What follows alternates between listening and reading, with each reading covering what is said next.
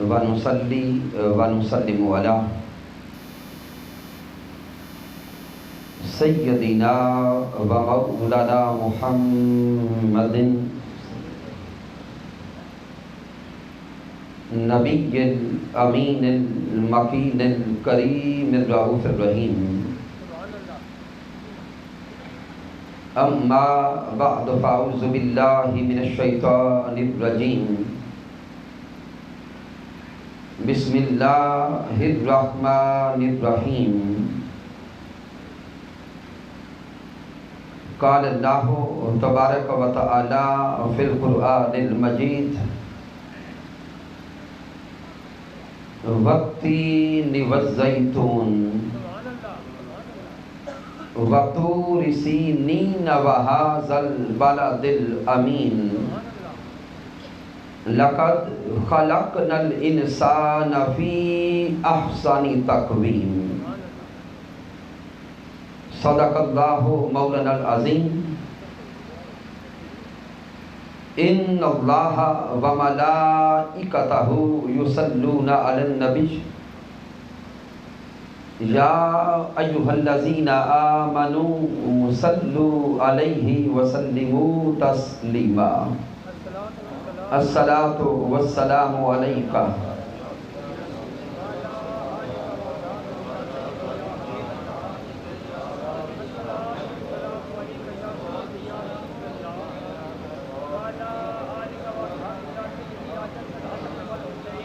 اللہ رب العزت کی توفیق سے اور تاجدار کائنات صلی اللہ علیہ وآلہ وسلم کے نعلین پاک کے تصدق سے آج ہم جناب محترم عمر حیات جاڑا صاحب،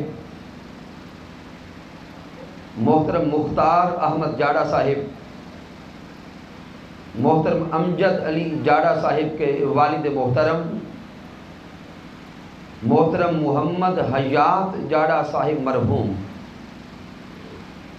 ان کے احسان ثواب کے لیے اس عظیم محفل پاک میں حاضر ہیں، اور میں مرکز منہاج القرآن کی طرف سے بالخصوص حضور شیخ الاسلام ڈاکٹر محمد طاہر القادری مدد اللہ علی کے احکامات پر، چونکہ علاقہ تو یقیناً میرا یہی ہے، لیکن میں دروس عرفان القرآن کے تسلسل میں کل خانے وال تھا، اور وہ شیڈول چھوڑ کر حضور شیخ الاسلام کی طرف سے احکامات پر بالخصوص اس پورے خاندان کے غم میں شریک ہونے کے لیے حاضر ہوا ہوں۔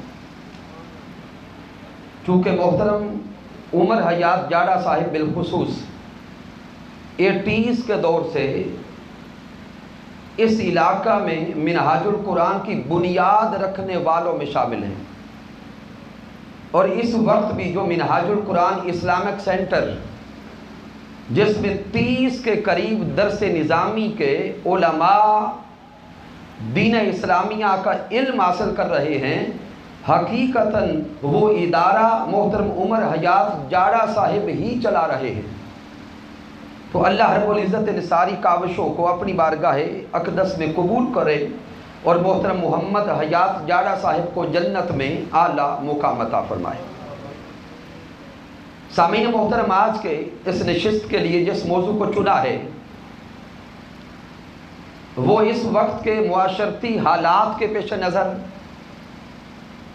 اور بالخصوص اپنے علاقے اور اپنے ضلع منڈی بہاؤالدین کے حالات کے پیش نظر یہ موضوع انتہائی اہمیت کا حامل ہے۔ آج جس موضوع کو چنا ہے وہ ہے تکریم انسانیت،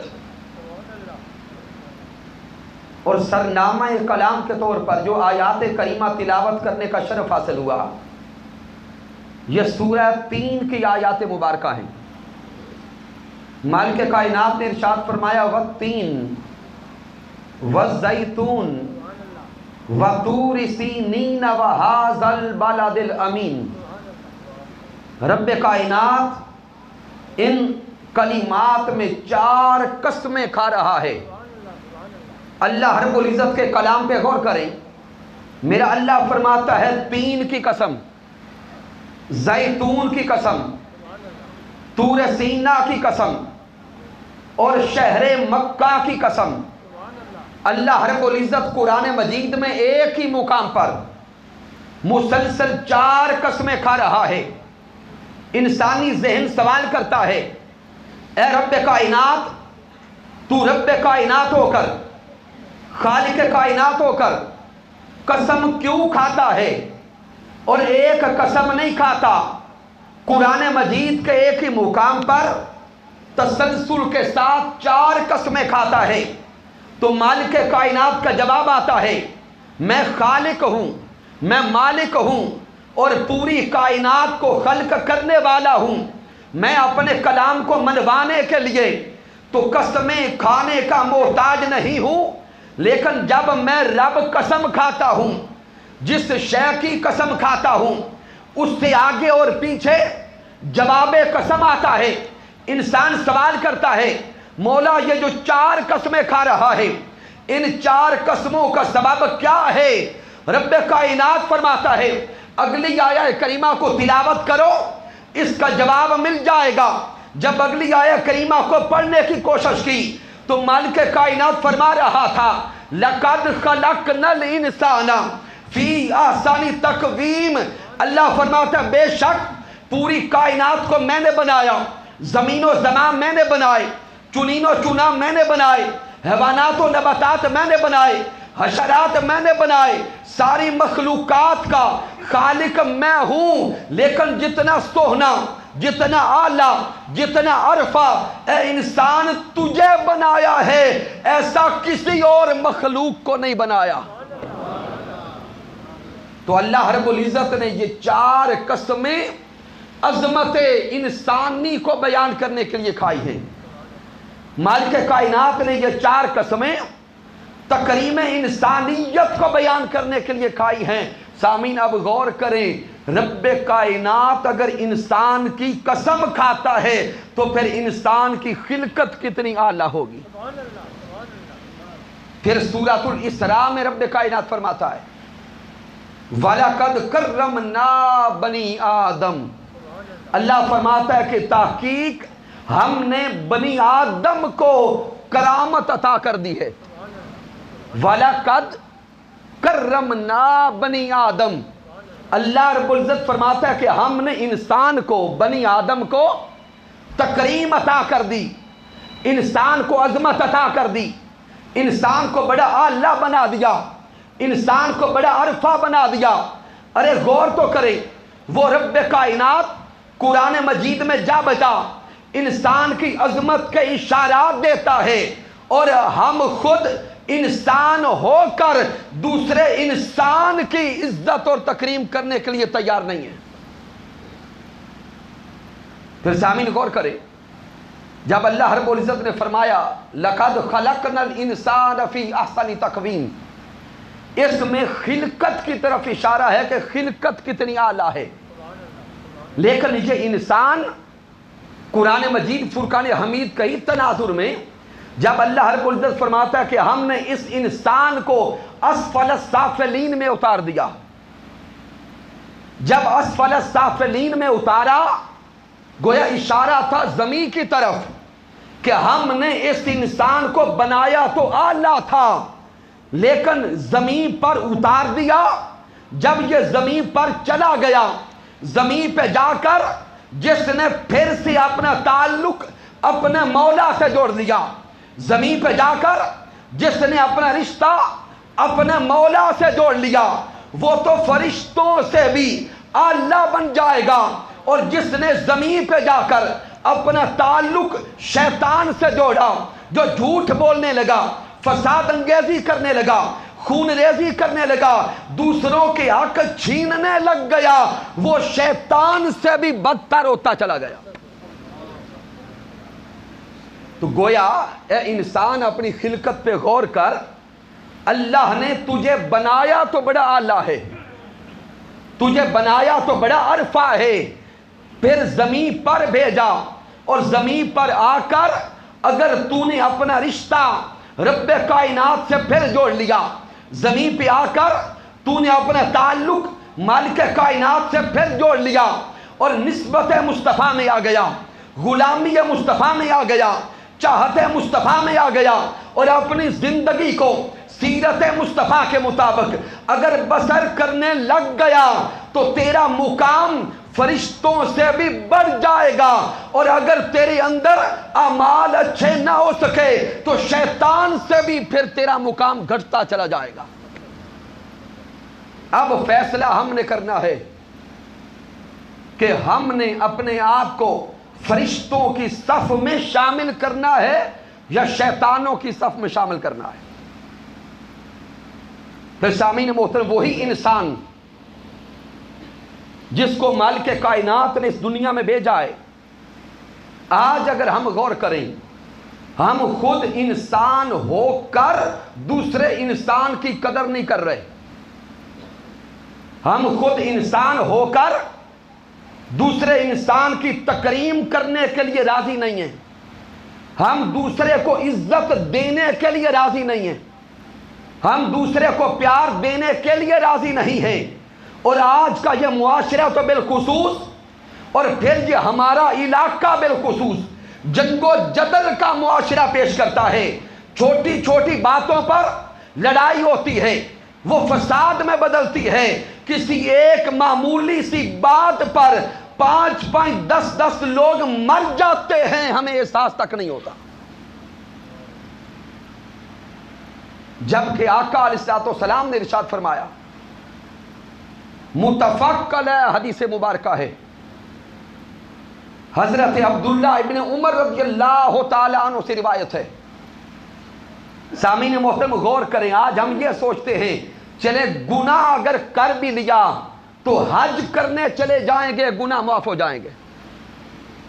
हमारे तस्वुरात इस तरफ चले गए, चले जहां पे किसी का हक छीन लिया, लुक़मा हराम ले लिया, किसी की जायदाद हथिया ली या माअज़ल्लाह किसी को कत्ल कर दिया, तो ये सारे बड़े बड़े गुनाह करके भी हम हज करने जाएंगे तो गुनाह बख्शे जाएंगे। अब आका अलैहिस्सलाम का फरमान सुने।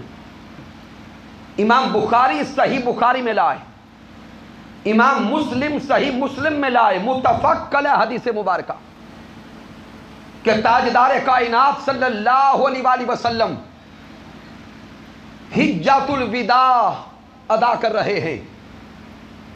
मेरे महबूब काबतुल्लाह का तवाफ कर रहे हैं और काबतुल्लाह का तवाफ करते करते मेरे आका रुक गए और आका अलैहिस्सलाम अल्लाह के घर काबतुल्लाह से कुछ बातें करने लगे। तवज्जो करेंगे, मेरे आका अलैहिस्सलाम काबतुल्लाह से फरमाते हैं, ए काबा तू कितनी अजमत वाला है, ए काबा तू कितनी शान वाला है, ए काबा तेरी खुशबू कितनी प्यारी, तेरा मुकाम कितना आला, तेरी अजमत कितनी अरफा। ये इरशाद फरमा के ताजदार कायनात इरशाद फरमाते हैं, वल्लज़ी नफ्स मुहम्मदिन बियदिही, फरमाते हैं काबतुल्लाह तू सुन ले, उस जात की कसम जिसके कब्ज़ाए कुदरत में मुझ मुहम्मद मुस्तफ़ा की जान है, ला हुर्मतुल मोमिनी आज़मो इंदल्लाहि हुर्मतम मिनक। मेरे आका फरमाते हैं, ए काबा तू आला भी है, तू अरफा भी है, तू अजीम भी है, लेकिन सुन ले, एक मोमन की इज्जत और एक मोमन की हुर्मत ए काबा अल्लाह के नजदीक तुझसे भी ज्यादा है। आका अलैहिस्सलाम ने क्या पैगाम दिया कि ए अल्लाह के घर, ए काबतुल्लाह, एक मोमिन की इज्जत हुर्मत अल्लाह के नजदीक तुझसे ज्यादा है। और हम क्या करते हैं, एक मोमिन का आका ने तो दिल दुखाने से भी मना किया है और हम वो मुसलमान हैं जो अपने मुसलमान भाई को कत्ल कर देते। फिर सामीन इससे आगे अगर गौर करें, یہ دین اسلام، یہ دین کتنا لطیف ہے، اور تاجدار کائنات صلی اللہ علیہ وآلہ وسلم کے احکامات و فرامین کتنے لطیف ہیں۔ آج اگر ہم معاشرے میں نگاہ ڈالیں تو ہر طرف اسلحہ نظر آتا ہے الا ماشاءاللہ۔ آقا علیہ الصلوۃ والسلام نے اسلحہ دکھانے سے بھی منع کیا ہے۔ اب غور کریں گے، یہ حدیث مبارکہ بھی بخاری و مسلم کی متفق علیہ حدیث پاک ہے، اور اس کے راوی حضرت ابی ہریرہ رضی اللہ تعالی عنہ، میرے آقا کے عظیم صحابی حضرت ابی ہریرہ رضی اللہ تعالی عنہ بیان کرتے ہیں کہ تاجدار کائنات نے سر عام معاشرے میں اسلحہ اور ہتھیار شو کرنے سے بھی منع فرمایا۔ اور پھر آقا علیہ الصلوۃ والسلام کے کلمات کو آگے غور سے سنیں۔ میرے آقا نے فرمایا، ایک ہے شو کرنا، دکھانا، دوسرا ہے کسی دوسرے کی طرف اشارہ کرنا۔ اسلحہ کا دوسرے کی طرف بولیں گے اشارہ کرنا۔ میرے آقا نے فرمایا، من اشارہ الی اخیہ یہدیدہ، میرے آقا فرماتے ہیں من اشارہ الی اخیہ یہدیدہ یا یہدیدتن یا یہدیدہ، میرے آقا فرماتے ہیں جس نے اسلحہ کا دوسرے کی طرف اشارہ بھی کیا۔ کیا کیا؟ اشارہ بھی کیا۔ آقا نے فرمایا فَإِنَّ الْمَلَائِكَةَ تَلْعَنُهُ حَتَّى يَدَعَهُ، آقا نے فرمایا جب تک وہ اسلحہ کا اشارہ کرتا رہتا ہے رب کے فرشتے اس پہ لعنت کرتے رہتے۔ آقا علیہ الصلوۃ والسلام تو یہ فرما رہے ہیں، اور ہم کیا کر رہے ہیں وہ ہر کوئی جانتا ہے۔ اور آقا علیہ الصلوۃ والسلام کی تعلیمات اس سے بھی لطیف۔ میرے آقا نے تو یہاں تک سمجھایا ہے، گھر میں بیٹھے ہوئے اگر چھری سے سبزی کاٹ رہے ہو، کیا کر رہے ہو؟ سبزی کاٹ رہے ہو چھری سے، اور گھر میں بیٹھا ہوا کوئی دوسری بہن، کوئی بھائی، کوئی بیٹا، اس کو ضرورت ہو کہ وہ چھری مانگے، کیا کرے؟ چھری مانگے۔ میرے آقا نے فرمایا کہ جب اس کو چھری دینے لگو تو تب بھی دستے کی طرف سے پکڑاؤ، دوسری طرف سے چھری بھی نہ پکڑاؤ۔ دین اسلام تو اتنا لطیف ہے، اور ہم ایک طرف دعوی غلامی مصطفیٰ اور ایک طرف دعوی عشق مصطفیٰ صلی اللہ علیہ وآلہ وسلم جائز ہیں، دعوے کرنے چاہیے، لازم ہیں، لیکن سامعین محترم جس نبی کا کلمہ پڑھا ہے اگر اس نبی کی سیرت کی جھلک ہماری زندگی میں نظر نہیں آتی تو قیامت کے دن کیا آقا پوچھیں گے نہیں کہ کیا کر کے آئے ہو؟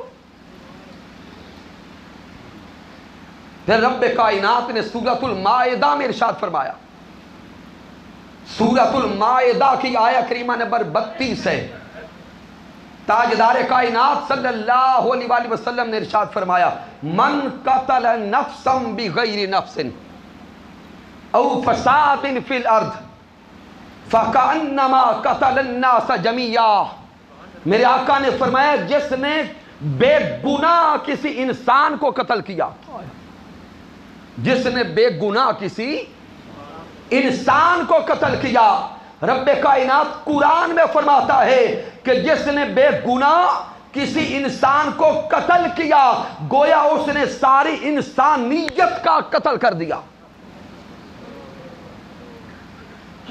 اور اس آیہ کریمہ کو پھر غور سے پڑھے سنیں، سورۃ المائدہ ہے، من قتل نفسا، آقا نے اور اللہ نے یہ نہیں فرمایا من قتل مسلمن،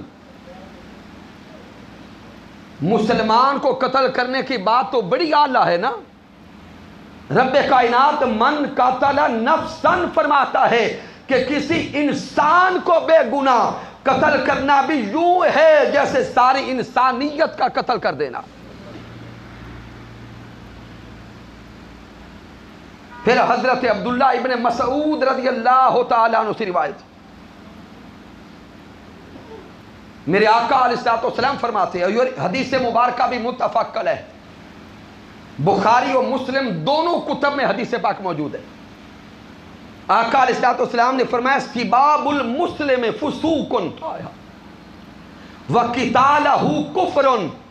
میرے آقا نے فرمایا کسی مسلمان کو گالی دینا فسق ہے، کسی مسلمان کو گالی دینا فسق ہے، گناہ کبیرہ ہے۔ وَقِتَالُهُ كُفْرٌ، آقا نے فرمایا کسی مسلمان کے ساتھ جنگ کرنا، لڑنا، اس کے ساتھ قتال کرنا، یہ عمل کفر ہے۔ اور اگر دوسری طرف آئیں تو تاجدار کائنات فرماتے ہیں، حضرت ابی موسیٰ اشعری رضی اللہ تعالیٰ عنہ راوی اس حدیث پاک کے، میرے آقا نے فرمایا کہ مسلمانوں کو کیا مقام دیا اور مسلمانوں کو کیا رشتہ دیا۔ آقا نے فرمایا المؤمن للمؤمن کالبنیان، میرے آقا نے فرمایا ایک مومن دوسرے مومن کے لیے دیوار کی مانند ہے۔ ایک مسلمان دوسرے مسلمان کے لیے کیا ہے؟ دیوار کی مانند ہے۔ یشدہ بعدہ بعدا او یشدہ بعدہ بعدا، میرے آقا نے فرما دیا ایک مسلمان دوسرے مسلمان کے لیے دیوار کی مانند ہے، جس طرح دیوار کی ایک اینٹ دوسری اینٹ کو مضبوط کرتی ہے، اسی طرح ایک مسلمان دوسرے مسلمان کو مضبوط کرتا ہے۔ ارے آقا تو فرمائیں کہ ایک مسلمان دوسرے مسلمان کو مضبوط کرتا ہے، اور ہم مسلمان ہو کر دوسرے مسلمان کو کمزور کریں؟ ہم مسلمان ہو کر دوسرے مسلمان کو نقصان پہنچائیں؟ ہم مسلمان ہو کر دوسرے مسلمان کی اگر ٹانگیں کھینچے تو سامعین سوچنا پڑے گا کہ کلمہ کس نبی کا پڑا۔ اب آئیے حضور علیہ الصلوۃ والسلام سے پوچھے حضور مسلمان ہوتا کون ہے؟ پیارے آقا مسلمان تصویریں آقا علیہ الصلوۃ والسلام سے پوچھا حضور مسلمان کی تعریف کیا ہے؟ تو میرے آقا علیہ الصلوۃ والسلام نے مسلمان کی تعریف خود فرمائی، اور یہ حدیث مبارکہ بھی متفق ہے حدیث پاک، ابھی تک کوئی حدیث بھی کسی نچلے درجے کی کتاب کی پیش نہیں کی۔ حضرت ابی ہریرہ رضی اللہ تعالیٰ عنہ راوی اس حدیث پاک کے، جب محبوب مکرم نے مسلمان کی تعریف کی تو آقا علیہ الصلوۃ والسلام نے ارشاد فرمایا المسلم من سلم المسلمون من لسانہ ویدہ، تاجدار کائنات نے فرمایا کہ سن لو، اللہ کے نزدیک اور اللہ کے رسول کے نزدیک مسلمان وہ ہے جس کے ہاتھوں سے اور جس کی زبان سے دوسرے سارے محفوظ ہو جائیں۔ آئے ہائے، تصویریں بنائیں، تصویریں پورے پروگرام کی تصویریں بنائیں۔ نعرہ تکبیر، نعرہ رسالت، نعرہ تحقیق، نعرہ حیدری، علماء اہل سنت۔ تاجدار کائنات صلی اللہ علیہ وآلہ وسلم نے جو مسلمان کی تعریف کی، آئیے اس تعریف کے پیش نظر آج کوشش کریں کہ ہم مسلمان بن جائیں۔ زبان سے کلمہ پڑھ لیا، ظاہری تو مسلمان بن گئے، لیکن رب کائنات قرآن مجید میں پھر فرماتا ہے اے کلمہ پڑھ کے مسلمان کہلانے والوں اور اے کلمہ پڑھ کے دعویٰ کرنے والوں کہ ہم مسلمان ہو گئے، قرآن مجید کا فرمان سنو۔ رب کائنات فرماتا ہے یا ایھا الذین آمنوا ادخلوا فی السلم کافہ، اللہ فرماتا ہے کلمہ پڑھنے والوں اسلام میں پورے پورے داخل ہو جاؤ۔ اے صرف کلمہ پڑھ کے ایمان کا دعویٰ کرنے والوں اسلام میں پورے پورے داخل ہو جاؤ، جو اسلام کی تعلیمات ہیں ان کو من میں اتارو، جو اسلام کے احکامات ہیں ان پہ عمل کرتے جاؤ، اور اس کی بنیاد کیا ہے؟ المسلم من سلم المسلمون من لسانہ ویدہ۔ آقا نے فرمایا کہ حقیقی مسلمان وہ ہے جس کے ہاتھوں سے اور جس کی زبان سے دوسرے سارے محفوظ ہو جائیں۔ آئیے اختتام کی طرف آتے ہوئے اب ساری عبادات کی طرف آتے ہیں اور اس پورے نقطے کو سمرائز کرتے ہیں۔ سامعین محترم، جب ہم کلمہ پڑھتے ہیں تو ہم سب کی توجہ سب سے پہلے جاتی ہے کلمہ کے بعد نماز کی طرف۔ کس طرف جاتی ہے؟ نماز کی طرف جانی چاہیے۔ نماز سے آگے چلتے ہیں تو پھر روزہ، اس کے بعد زکوٰۃ، پھر حج۔ سامعین محترم، یہ سارے کے سارے ارکان اسلام ہیں۔ ان ساری عبادات کو دیکھیں، یہ ساری عبادات ہیں اللہ کے لیے۔ عبادات کس کے لیے ہیں؟ اللہ کے لیے۔ نمازیں بھی اللہ کے لیے، روزے بھی اللہ کے لیے، زکوٰۃ اور حج بھی اللہ کے لیے۔ سامعین محترم، یہ ساری عبادات ہیں تو اللہ کے لیے، لیکن رب کائنات قبول اس کی کرتا ہے جو پہلے اللہ کے بندوں کے حق ادا کرتے ہیں۔ ان الفاظ کی لطافت کو سمجھیے گا۔ نماز اللہ کی عبادت ہے، اور قرآن مجید فرقان حمید میں سب سے زیادہ زور جس عمل پہ دیا گیا ہے وہ نماز ہے۔ تاجدار کائنات صلی اللہ علیہ وآلہ وسلم نے بھی اعمال میں سب سے زیادہ زور نماز پہ دیا ہے۔ میرے آقا علیہ الصلوۃ والسلام نے فرمایا الصلاۃ معراج المؤمنین۔ آقا نے فرمایا نماز مومنوں کی معراج ہے۔ پھر آقا فرماتے ہیں قرۃ عینی فی الصلاۃ۔ آقا نے فرمایا نماز میں میری آنکھوں کی ٹھنڈک ہے۔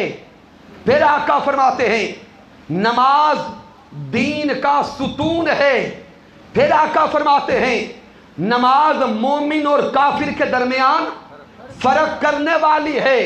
اب توجہ کرنا، وہ نماز جس پہ اللہ نے اور اللہ کے رسول نے اتنا زور دیا ہے، اسی نماز کے بارے میں اور نمازیوں کے بارے میں اللہ قرآن مجید میں سورۃ الماعون میں فرما رہا ہے فَوَيْلٌ لِّلْمُصَلِّينَ۔ ہلاکت ہے نمازیوں کے لیے۔ فَوَيْلٌ لِّلْمُصَلِّينَ، ویل اور خرابی ہے نمازیوں کے لیے۔ اللہ کا یہ فرمان سن کے بندہ تو تھر تھرا اٹھا، بندے کے جسم پہ کپ کپی طاری ہو گئی۔ بندہ رب کی بارگاہ میں رو کے عرض کرتا ہے مولا ابھی تو بڑی مشکل سے کچھ ڈھیلا ڈھیلا نمازی بنا تھا، ابھی تو بڑی مشکل سے چند نمازیں پڑھی تھی اور ادھر تیرا حکم آ گیا فَوَيْلٌ لِّلْمُصَلِّينَ۔ ہلاکت ہے، ویل ہے، خرابی ہے نمازیوں کے لیے۔ مولا بتا تو صحیح ہے کون سے نمازی ہیں؟ تو اللہ آگے فرماتا ہے الذین ہم عن صلاتہم فی ساہون، الذین ہم عن صلاتہم ساہون، الذین ہم یراؤون ویمنعون الماعون۔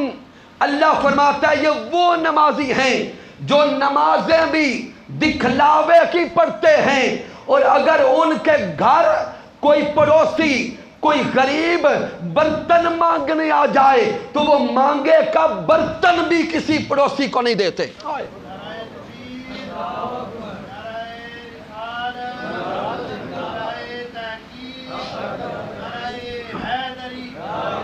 سامعین محترم، ہم نے تو سوچا تھا کہ سارے گناہ نمازوں سے بخشوا لیں گے، ہم نے تو ذہن بنایا تھا کہ سارے گناہ کر کے بھی نمازوں سے بخشے جائیں گے، جبکہ مالک کائنات نے قرآن مجید میں واضح پیغام دے دیا ہے، اگر نمازیں قبول کروانا چاہتے ہو تو پھر پڑوسیوں کے، رشتہ داروں کے حقوق ادا کرو گے تو نمازیں تب قبول کروں گا۔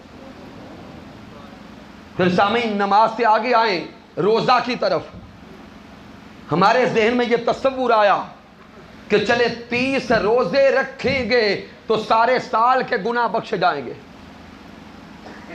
اور میں ایسے تاجروں کو بھی جانتا ہوں کہ ادھر رمضان قریب آتا ہے، وہ نیچے کام کرنے والوں کو کہتے ہیں کہ بچوں رمضان قریب آ رہا ہے، ریٹ اتنے بڑھا دو کہ میں نے عید کے بعد عمرہ کرنے جانا ہے۔ ناجائز منافع خوری کے ذریعے کما کر کہاں جانا ہے؟ عمرہ کرنے جانا ہے۔ اس عمرہ کرنے سے تو 100 درجے بہتر تھا کہ 4 آنے کم کر کے کسی غریب کے گھر راشن پہنچا دیتے، کسی کے بچوں کے منہ میں لقمہ پہنچا دیتے، اس عمرہ کرنے سے اس کا اجر بڑھ جاتا۔ لیکن سامعین غور کریں، 30 روزے بندے نے رکھ لیے۔ جب روزے رکھ لیے، عید کا چاند نظر آ گیا، اب بندے نے خوشی کے ساتھ کپڑے سلوائے اور سوچا کہ کل عید مناؤں گا، لیکن رب کائنات کا حکم آیا کہ عید کی تیاری کرنے والے تیرے روزے قبول تب کروں گا، پہلے فطرانہ دے کے آ۔ پہلے کیا کر؟ فطرانہ دے کے آ۔ بندہ عرض کرتا ہے مولا فطرانہ کیوں دوں، کس لیے دوں؟ تو تاجدار کائنات کا جواب آتا ہے فطرانہ اس لیے رکھا ہے کہ اگر روزوں میں کوئی کمی رہ جائے تو فطرانے سے اللہ وہ پوری کر دے گا۔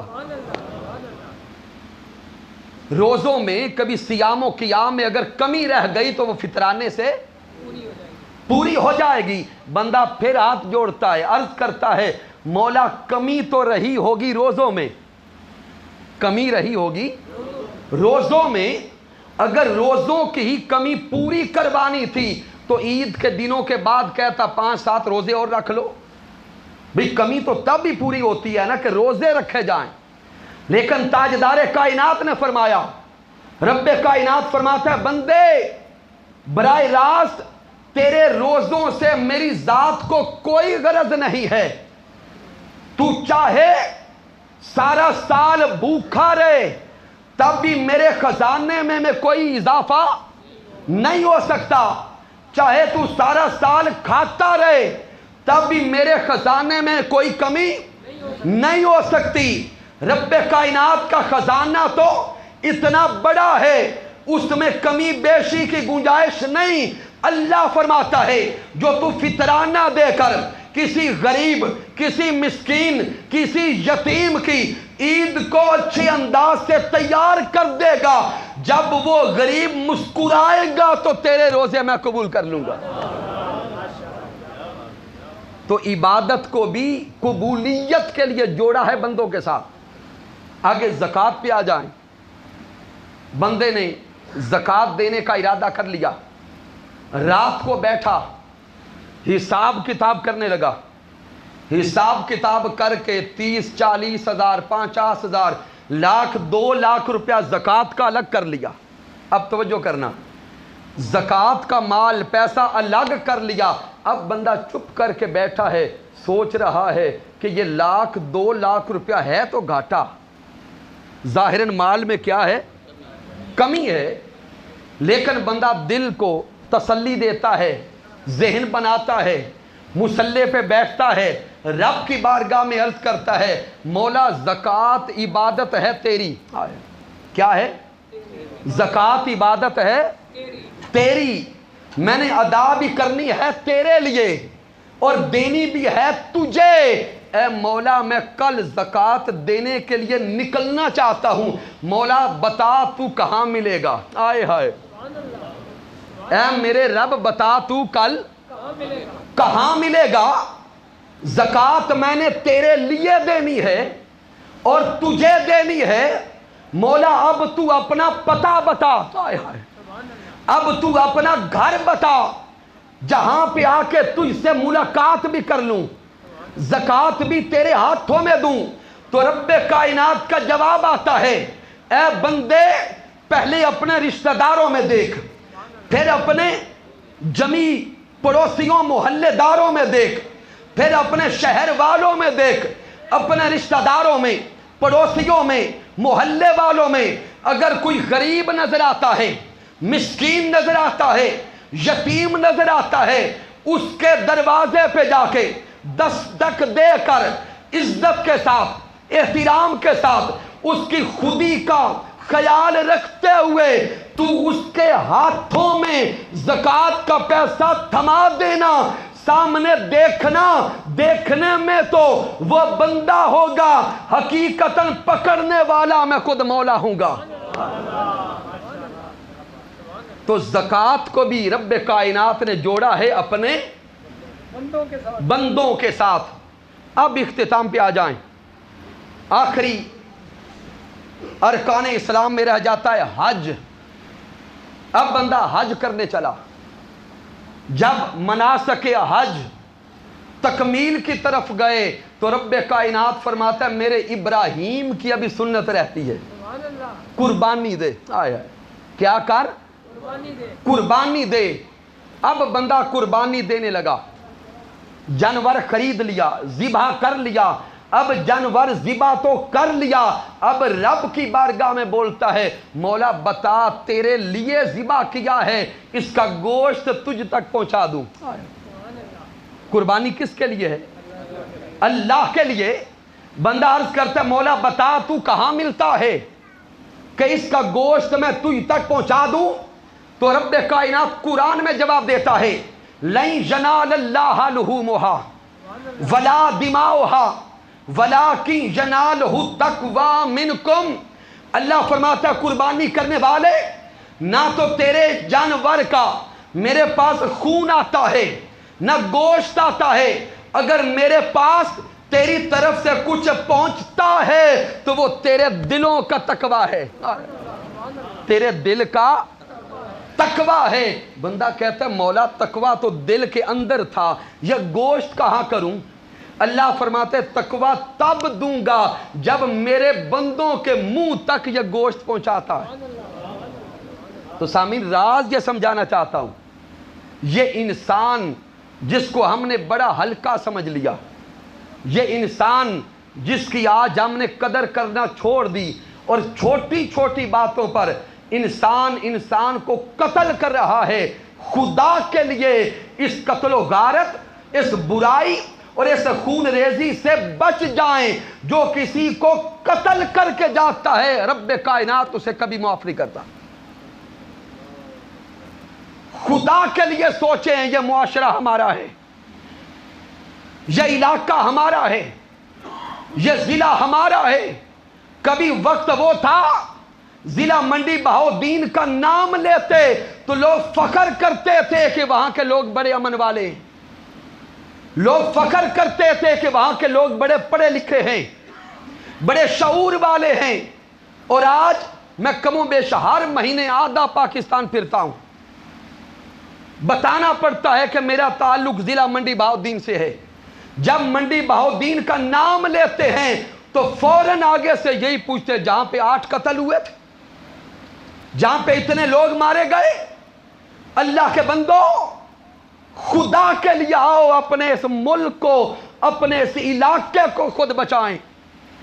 اگر آج ہم نے نہ بچایا ہماری نسلیں تباہ و برباد ہو جائیں گی، ہم مر کے قبر میں چلے جائیں گے، ہماری نسلیں بد دعائیں دیتی رہیں گی۔ مجھے پتا ہے کہ ایسے موضوعات کو اور کوئی شاید نہ چھیڑے، مشکل ہوتا ہے ایسے موضوعات کو بیان کرنا، لیکن کسی نے تو بتانا ہے کہ تاجدار کائنات کے فرامین کیا ہے، کسی نے تو آگے بڑھ کے سمجھانا ہے کہ رب کائنات کا حکم کیا ہے۔ اس دور میں ہر کوئی ڈر چکا ہے، چونکہ سمجھانے والوں کو بھی فائر مار دیا جاتا ہے۔ آئیے آج اس نیت کے ساتھ اس محفل سے اٹھیں کہ ہم اپنے اس علاقے سے، معاشرے سے خون ریزی کا خاتمہ کریں گے، والدین اپنے حصے کا کام کریں، جو اساتذہ کرام بیٹھے ہیں اساتذہ کلاسوں میں اولادوں کو بچائیں کہ یہ بری بات ہے، علماء کرام منبروں پر بیٹھ کر دیگر اختلافی مسائل کو اس وقت بیان کرنا چھوڑ دیں، یہ وقت اختلافات کے بیان کا نہیں ہے، یہ وقت اپنی نسلوں کو بچانے کا ہے۔ اس لیے موضوعات ایسے چنے جائیں جن میں اصلاح ہے، جن میں محبت ہے، جن میں امن ہے، جن میں آشتی ہے، جن میں پیار ہے۔ اگر یہ پیار محبت بانٹنے والے بن گئے تو پھر یہ ملک اور یہ علاقہ نسلوں کے لیے محفوظ ہوگا، نہیں تو ہمیں یہاں سے کوچ کر کے کہیں اور جانا پڑے گا۔